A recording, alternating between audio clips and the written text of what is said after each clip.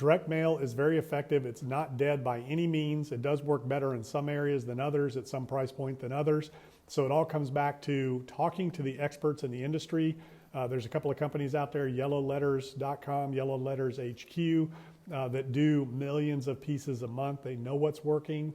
There's the different types of mail, the different ways to do it, whether it's a picture of you and your family, whether it's a postcard, whether it's a envelope. So there's all kinds of ways to do direct mail. The bottom line is you got to be consistent, okay? You can't send out 1,000 pieces and then expect to get anything out of that.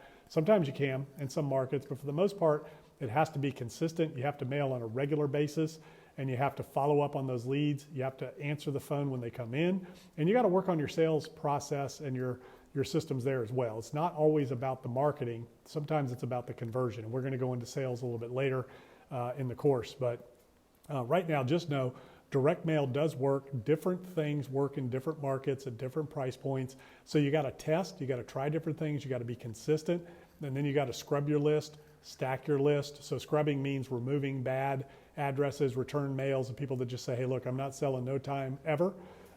Stacking is taking different motivations and breaking a list down. So if you get a big list of properties in an area and you filter out by equity, by the age of the owner, by the time that they've owned it, by maybe divorce, foreclosure, pre-foreclosure, different things like that. So that's called list stacking, and there's companies out there that specialize in niche list and stacking lists. So you want to try a bunch of different things and a bunch of different options, and you want to track what's working so that you know what it is that you need to expand. So once you find something that's working, you want to continue to double down on that and grow that. So direct mail is not dead. It does work. You just got to find out what's working in your area, be consistent with it. It's not cheap. So when you do it, you need to be committed and you need to make sure that you're in it for the long haul. You also have to have a good website presence. So before you send any direct mail, make sure you've got a good motivated seller website up, like through Carrot, Carrot, Investor Carrot, somebody like that. Those are real easy websites to get up and going. They're inexpensive.